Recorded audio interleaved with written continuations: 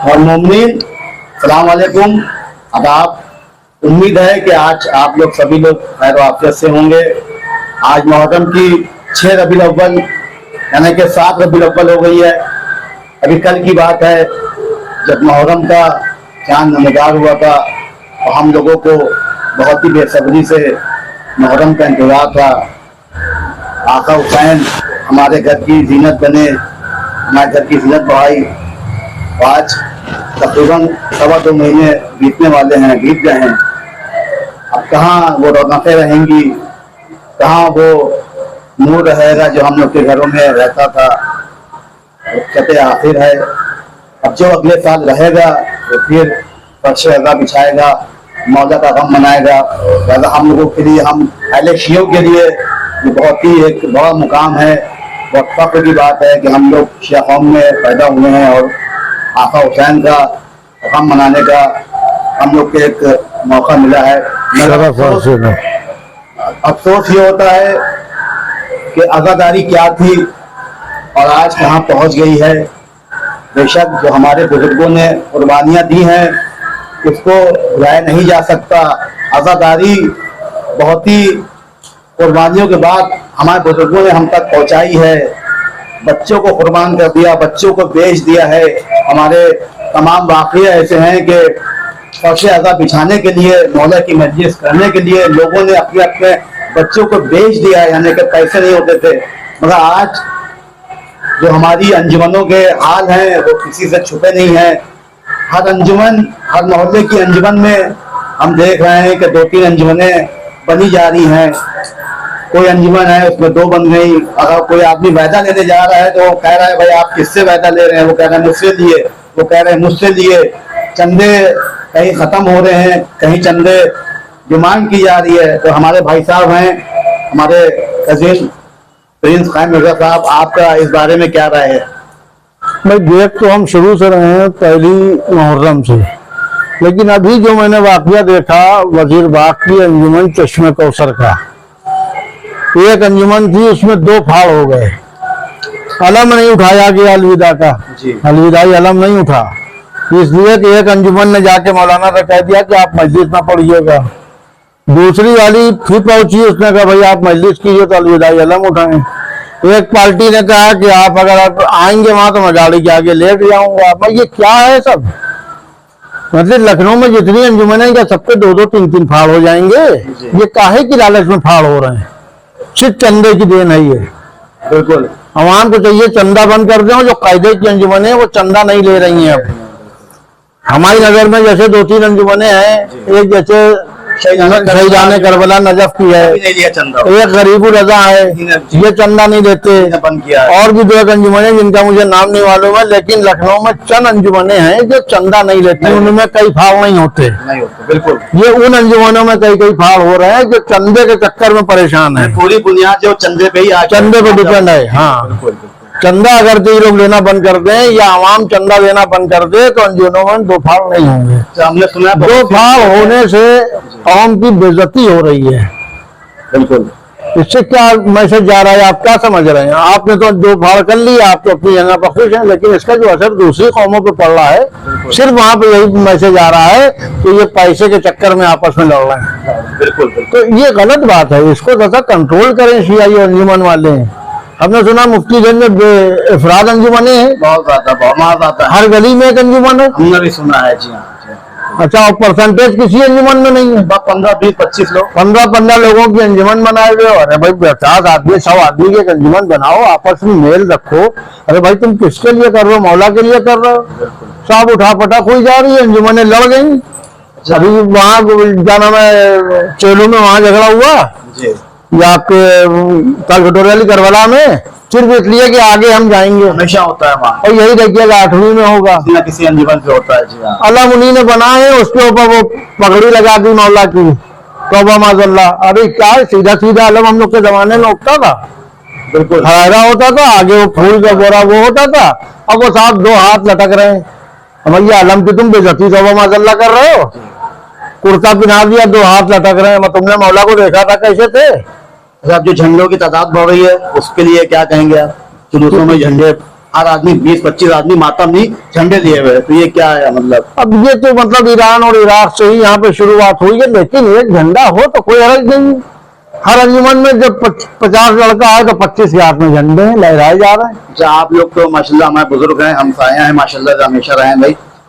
कुछ चीजें हमने सुनी है कि पहले जो 8 तारीख का अलम उठता था वो सिर्फ वाहिद एक अलम होता था। हाँ, अब हमने देखा है कि हर अंजुमन 10 लौंडे आ गए, 10 औरतें आ गए, उन्होंने अलम सजाया और उन्हें उठा दिया अलम। तो इसके बारे में 8वीं में ना, नहीं 8 मुहर्रम को बता रहे हैं। 8 मुहर्रम को कहाँ के बरियाली मस्जिद जी, से। उसके हाँ, बारे में। एक अलम होता था। और अलम देखिए आप, हर आदमी आजकल का क्या है, तौबा माजल्ला क्या कहें, 21 रमजान का ताबूत हुआ, 8 तारीख का अलम हुआ, 9 तारीख का अलविदाई अलम हुआ, जो लटक गया वो हट ही नहीं रहा है। वो समझ रहे हैं, हाँ मतलब फोटो खींच के डाले जा रहे हैं लड़कियों को जी, कि हम अलम देखो वहां से कंधा दे करके ला रहे हैं। हम अलम की कोई, तुम लोगों ने इज्जत ही नहीं कर रहे हो, कुछ नहीं। बिल्कुल। अरे ज़ियारत का मतलब ये नहीं होता है कि आप जब तक हाथ से पकड़ के चूमेंगे नहीं, तब तक ज़ियारत नहीं हुई। ज़ियारत होती है आंखों से, नियत से होती है, बिल्कुल। समझिए। आप ताबूत आ रहा है, आप सामने से खड़े होकर इसकी ज़ियारत कीजिए, चूम लिए। अच्छा भैया, ये अंजुमन का जो मामला आजकल है, जो बच्चे जो जाते हैं बहुत तमाम, हमारे घर तो ऑन रोड है, तमाम गालियां बकते हुए, भैया कहाँ जा रहे हो, तुम्हारी माँ की वहाँ फला जगह बैठा है, ये अब की बता रहे हैं हम आपको, कि इसके बारे में आप क्या कहेंगे? ये अंजुमन ही तो चाहिए, अंजुमन ही कंट्रोल कर सकती है बच्चों को।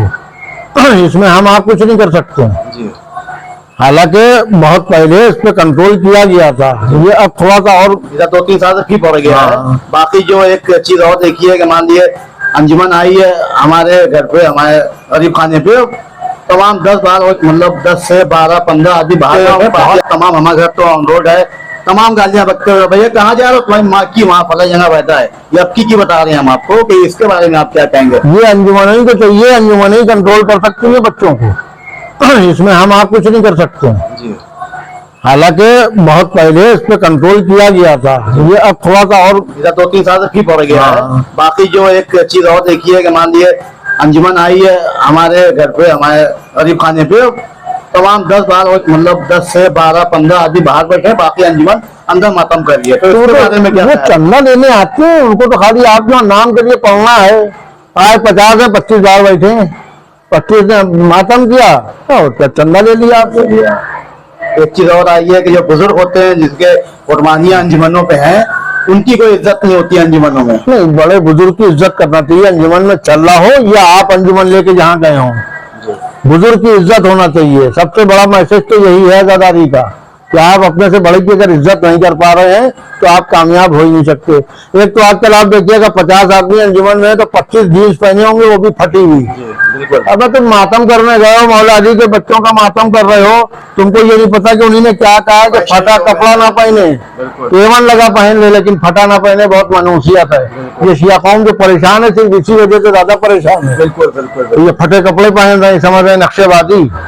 अच्छा भैया, इस पे आजकल कंट्रोल करें। एक चीज और जो चल रही है, जो हम भैया किसी को बुरा लगता हो लगे, क्योंकि सब आपको अपनी बात कहने का सबको हक है। बिल्कुल बिल्कुल। और क्या। चेलुम के दिन जो औरतें चलती हैं लब्बैक कामनाई, लब्बैक सिस्तानी साहब कह के, तो हमारा कहने का मतलब यह है कि कहना नहीं चाहिए मुझे, मगर फिर भी कहना पड़ता है, ये सब कभी नहीं हुआ। भाई चेलुम का मतलब क्या है? यानी चेलुम का आपने मायने बदल दिए। आप चली जा रही हैं 20-25-50 होते हैं, लब्बैक कामनाई, ये हमारे रहबर हैं, हमारे सर आंखों पे हैं, मगर उनको तुम्हारी जरूरत नहीं है। और तमाम औरतें उसमें हमको ऐसी दिखती हैं, आप यकीन मानिए, कि जो अपने घर में जो शादीशुदा है, मैरिड है, वो अपने शौहर का मतलब ख्याल नहीं रखती है, माँ बाप की नाफरमान है, और रोड पे कह लब्बैक कामनाई, लब्बैक सिस्तानी। तो इसके बारे में क्या ख्याल है आपका?